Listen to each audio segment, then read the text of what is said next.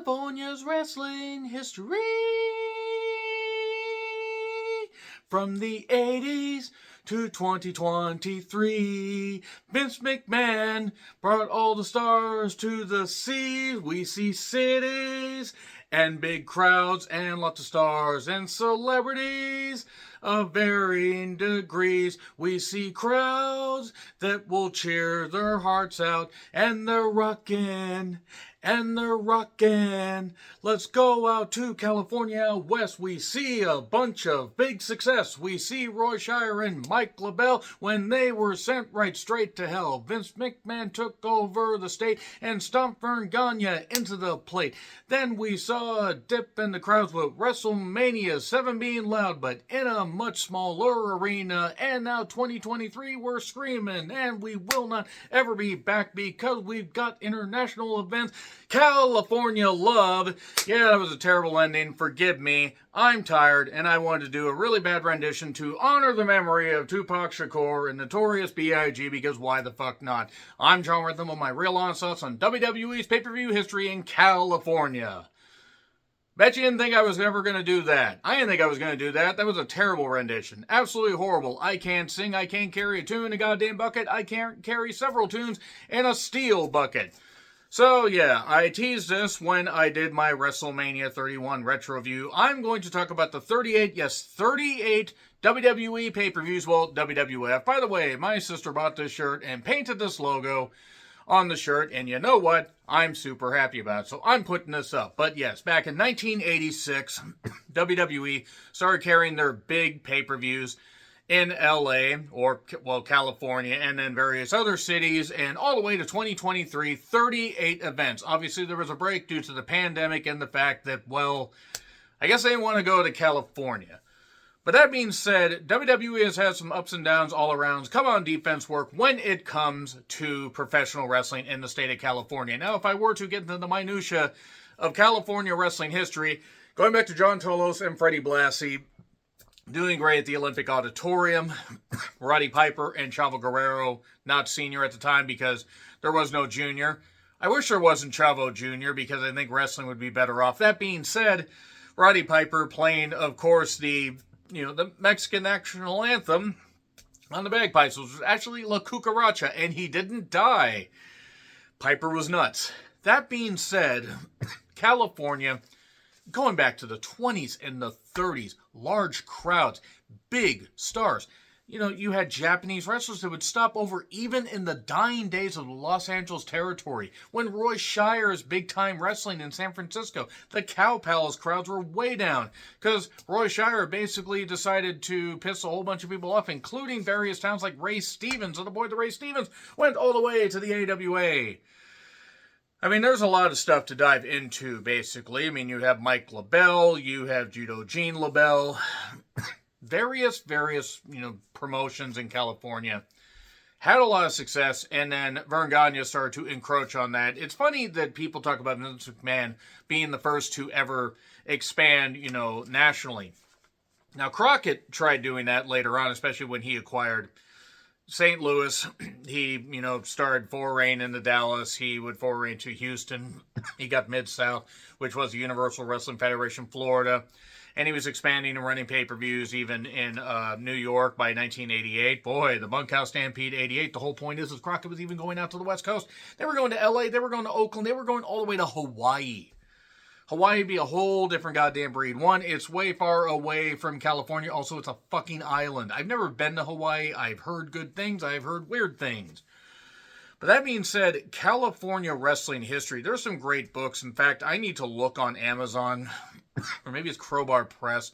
One of the two. I need to look on some of these websites eventually and just, when I have money set aside, and I'm not using to either, feed the cat or take to the vet and everything, and sexual money that I could spare, I want to buy some of these wrestling books, and if not do a wrestling book review, do something. The whole point is California was filled with just tremendous feuds, tremendous matches, tremendous moments, big crowds, big venues were, if not totally filled, pretty well filled.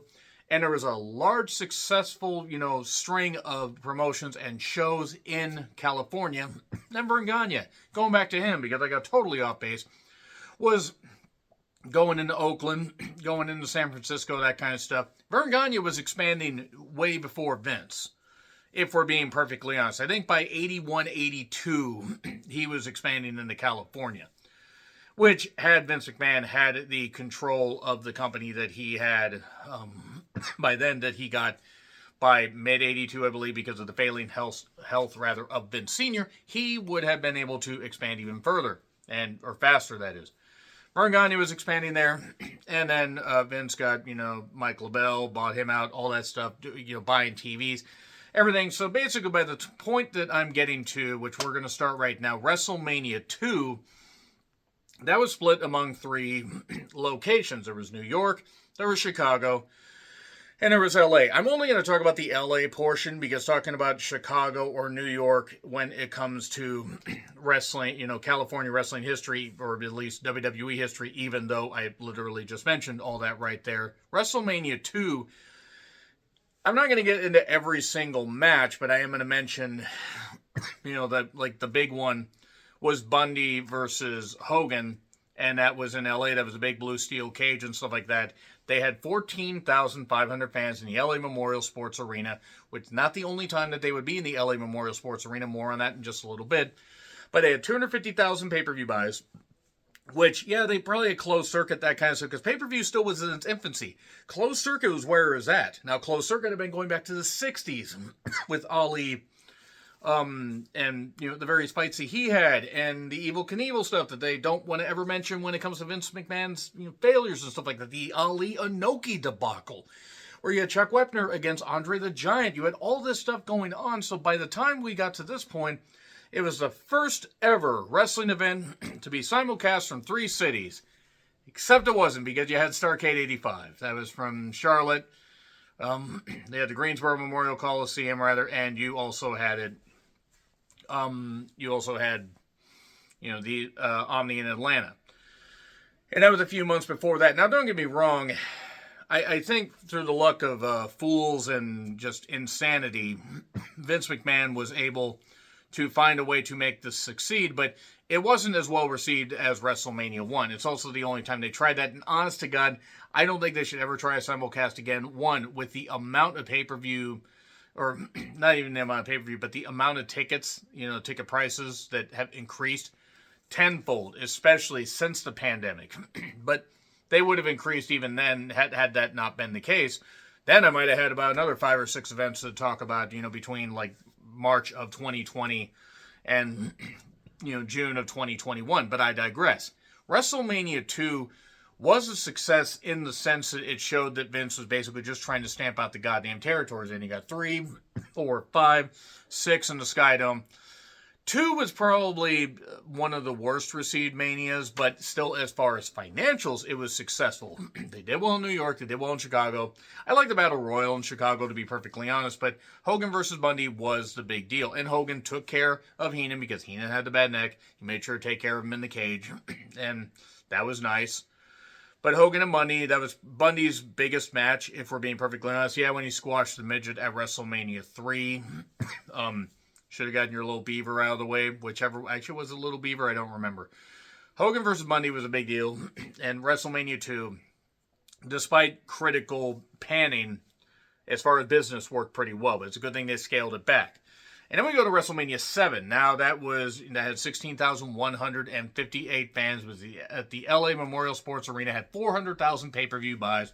And obviously, they, only moved it to a smaller arena due to security concerns. It wasn't because of low ticket sales and the fact that the Slaughter heel turn had bombed, ironically. It wasn't because the Hogan Slaughter run.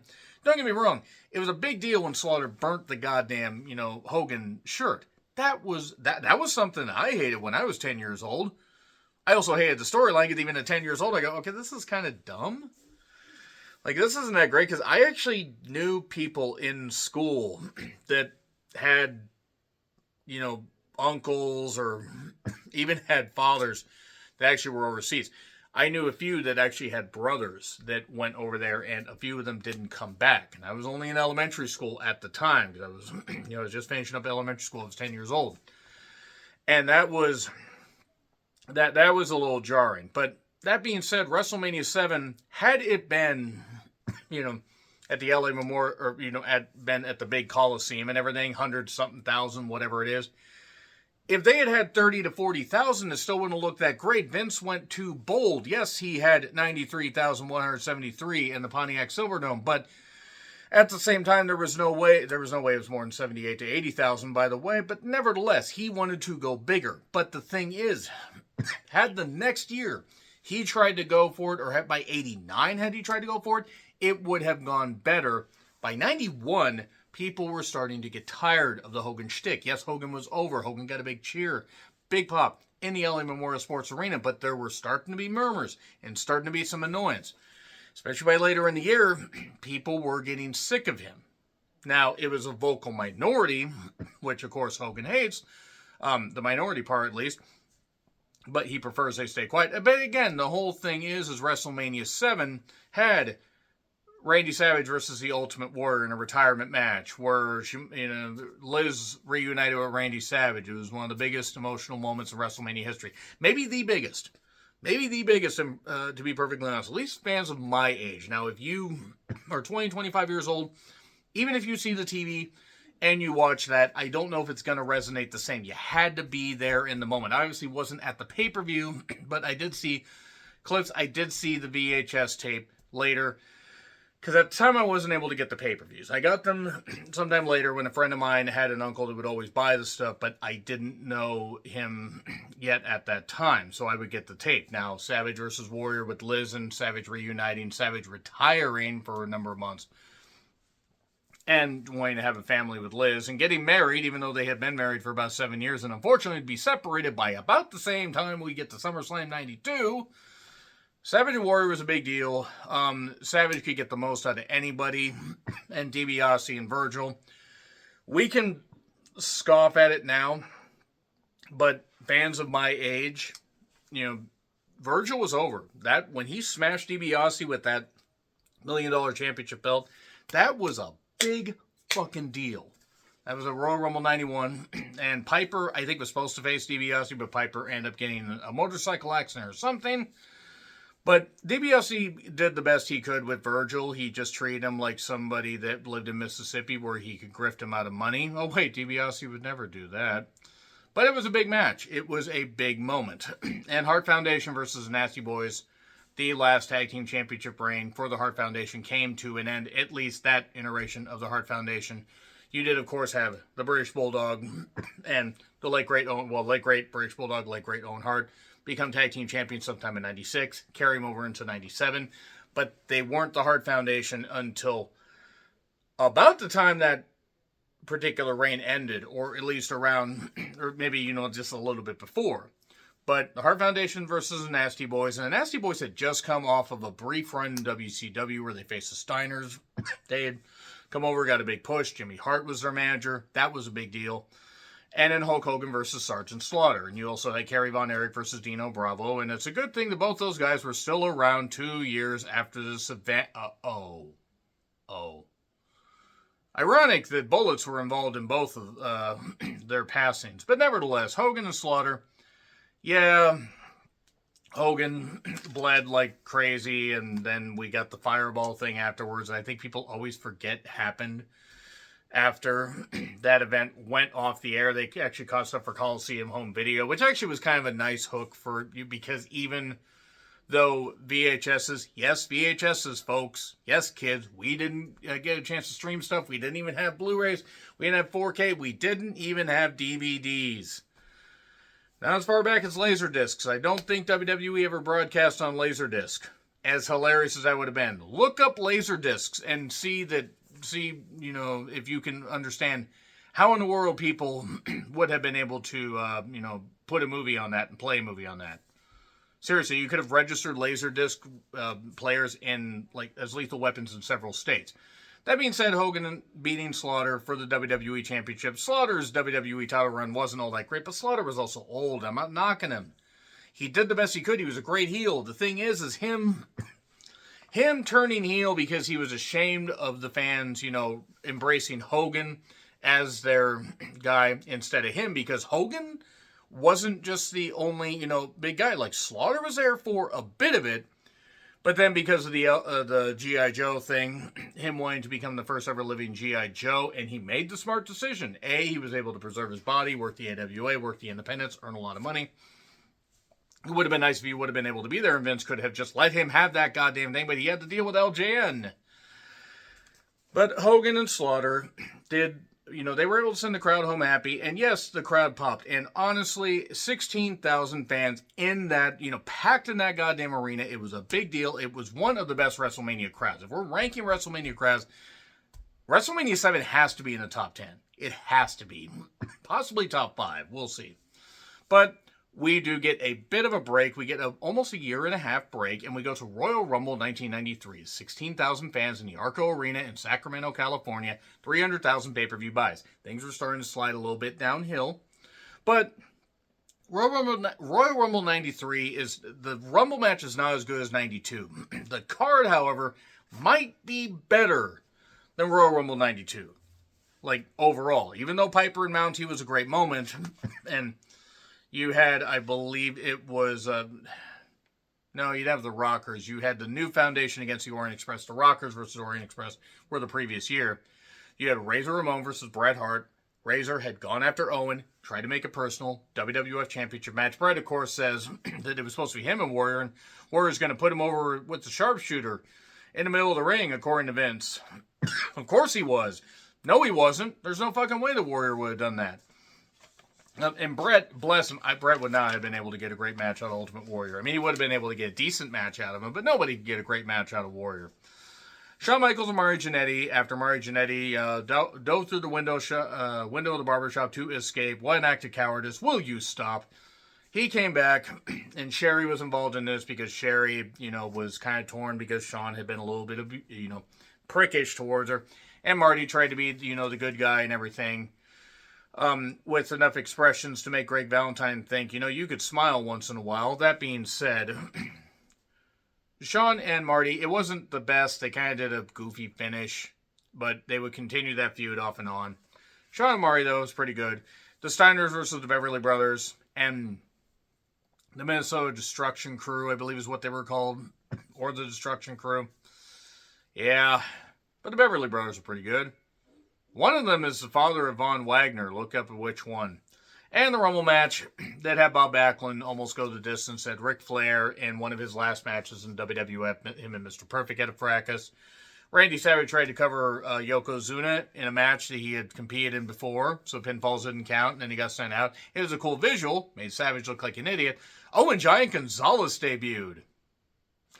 So, as far as reception for these, 7 was received pretty well despite some of the filler. The 93 Rumble is pretty well received.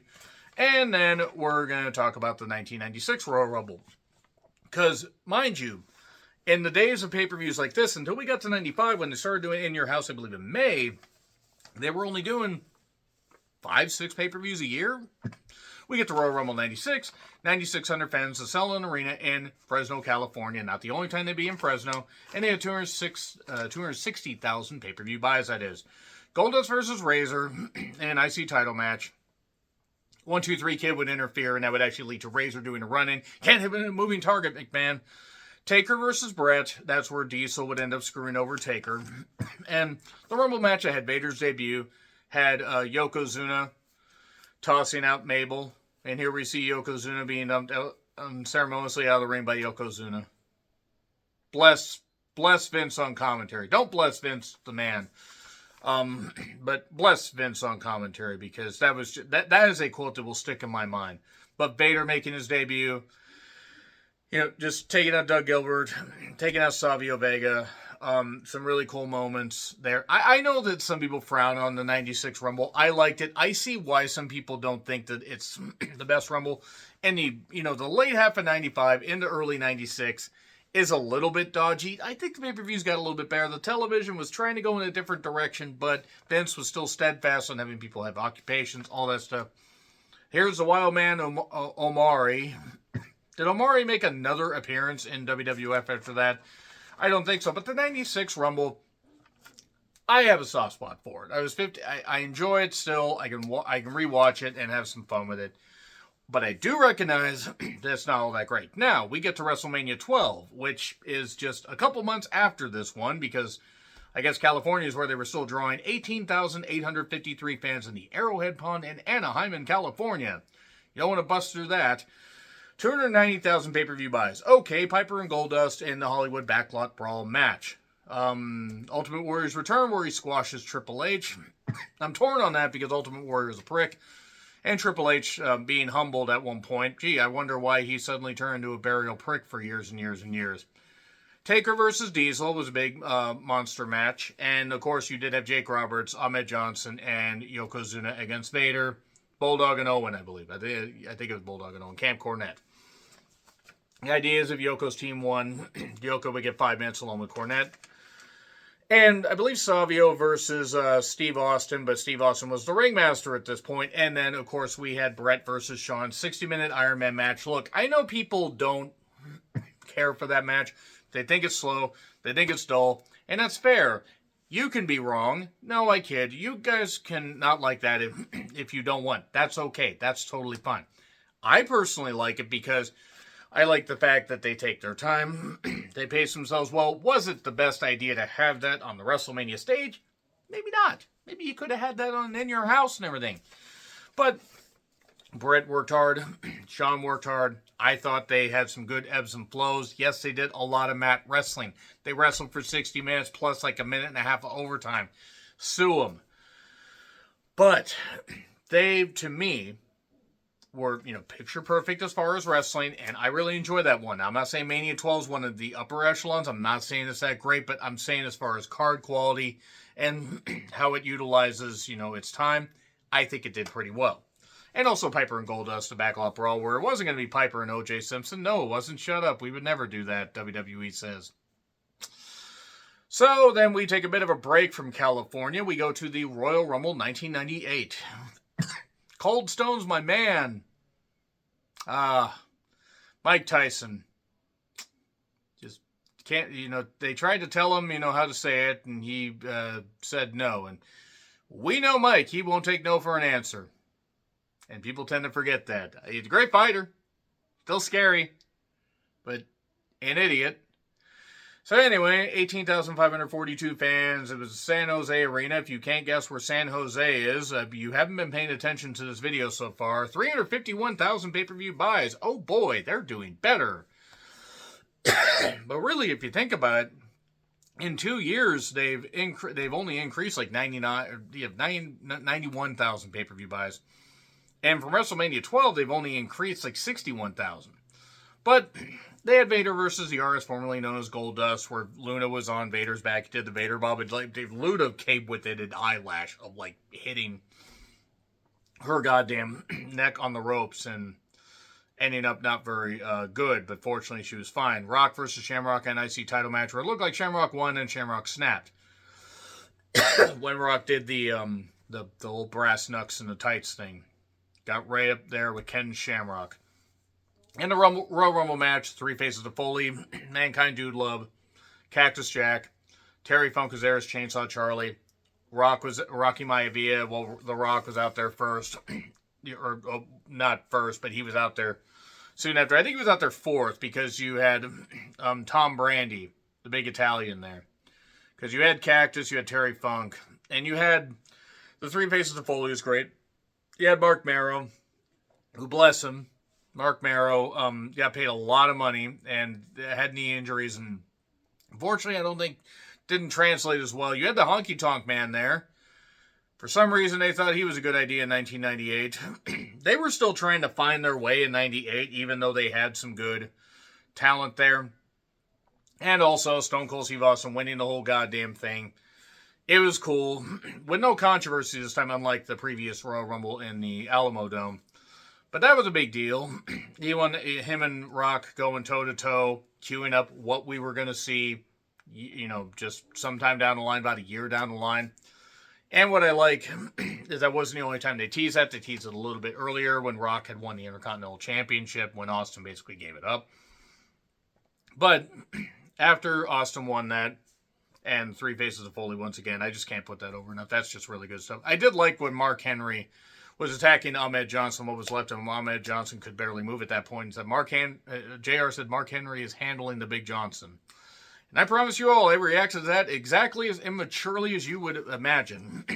Shawn Michaels versus The Undertaker, where Shawn absolutely hurt his back so bad that he had to go home for the back surgery. And not because he was so goddamn fucked up he could barely do anything. He was drooling on himself and snapping at people and being a prick.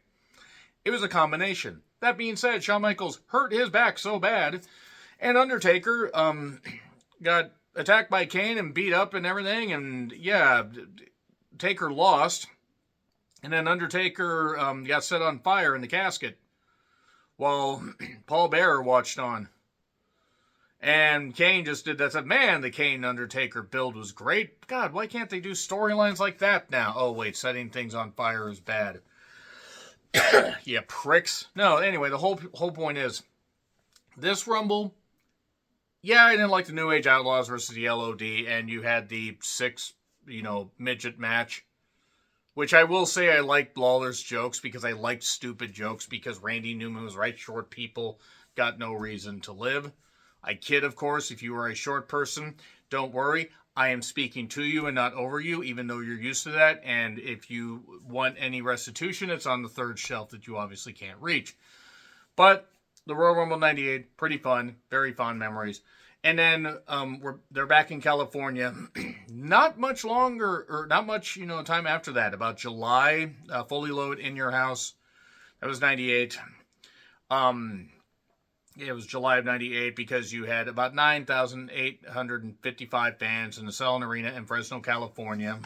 So once again, where they were for Royal Rumble 96, they had a few more fans, were able to pack a few more in there, and they had about 329,000 pay-per-view buys, which is, again, not as good as Royal Rumble 98, but this is when In Your House stopped being, they were going to film some matches for for the pay-per-view, rather, and show some for the live crowd. Now they were just going to do it where In Your House, and they would drop the In Your House. I think technically Backlash was advertised as In Your House, but I think the final In Your House that they say is St. Valentine's Day Massacre in February of 99, just before WrestleMania 99. WrestleMania 15, one of the worst WrestleManias ever. But they had Owen versus Shamrock in the dungeon match, which was cool as far as an aesthetic, even as the match didn't last long. Austin and Taker and Mankind and Kane had a tag team title match. That's when the tag titles were just a mess.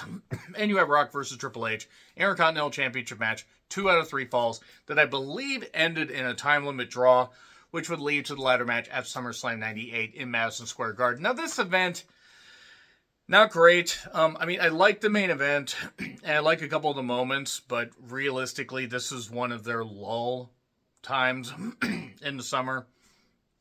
They'd been doing the Brawl for All stuff, I think started at in late June of 98. And I want to say we're still doing it because I think the Brawl for All ended in August of 98 or somewhere around that. I need to rewatch the Brawl for All Dark Side, except that would require me to listen to Vince fucking Russo, which I don't want to do. But this was one of their stumbling points to me. But by this point, yes, WCW and WWF were neck and neck to an extent, even though WWF is pulling ahead. WCW still gained some ratings victories, but by the time we got to the October Nitro right after Halloween Havoc 98, it's the last time WCW would win any kind of ratings victory because they screwed up and had to show Goldberg versus DDP for the WCW title. Goldberg's best match, at least in WCW. So, we go back for the Royal Rumble. Apparently, they just decided to stay in California for the Royal Rumble for a little bit. 1999, the Royal Rumble. Not a very good event. In fact, it was terrible. It was at the Anaheim and Arrowhead Pond. 14,816 fans. 650,000 pay-per-view buys for this shitty goddamn card that had Shamrock and Billy Gunn and IC title match. The Rock and Mankind, the I Quit match for the WWF Championship. And yeah, Rock was wearing the shirt not because he had to have breast reduction surgery because of all his enhancements that he did. Not that he was the only person that did HGH steroids or whatever, but come on. Look at The Rock from, Survivor Series 98, or Survivor Series, rather, 96. Look at him by Survivor Series 97. Look at him by this point. I mean, come on. But that being said, it was brutal. All the chair shots, stuff like that. It was just talked about on the Mick Foley Hell in a Cell Dark Side, which was vicious. But a pretty good episode, by the way, if you haven't had a chance to check that out. And if you have checked it out, check out my review of it. But, yeah, the other undercards, they had, I think, Gangrel versus X-Pac for the European Championship, I think. And they had Road Dogg and Boss Man in a non-hardcore match, even though one of them was a hardcore champion. They also had the Rumble match that was about Vince and Austin. Austin being taken out for most of it, Vince being out for a bit, and, not out as far as tossed over, but he decided to do commentary, and that didn't end up really working out all that well, if we're being perfectly honest. And from there, you had random shit happen, but that was, the most throwaway Rumble they've ever had. The most throwaway. There were people that lasted 30 or so minutes outside of Austin and Vince, and I can't tell you who they were. So the 99 Rumble, not exactly all that great. But now we get to WrestleMania 2000. So they gave California a bit of a break as far as pay-per-views. They had almost 20,000 fans in the Arrowhead Pond in Anaheim and Busted Heim in California. 824,000 pay-per-view buys for this fiasco. Hardcore Battle Royal, where basically you had Crash Holly not being able to retain the championship because they counted too fast. You did have Taz, this was Taz's Mania debut, and they had already nullified Taz. You did have the Cat versus Terry in a cat fight. And look, bless Terry. I feel so bad for the shit she went through. Cat, I don't really feel bad for her. Because she never struck me as somebody that necessarily loved wrestling. And yeah, her divorcing Jerry, she has that right because, let's be perfectly honest, Jerry's always been a creep. But nevertheless. Yeah, the Hardcore Battle Royal was ridiculous. That women's match wasn't all that great. You had Chyna teaming up with Too Cool against, I want to say, no, was it, Chyna was teaming up with Too Cool, or something like that. Chyna was in some kind of match. Chyna was in something.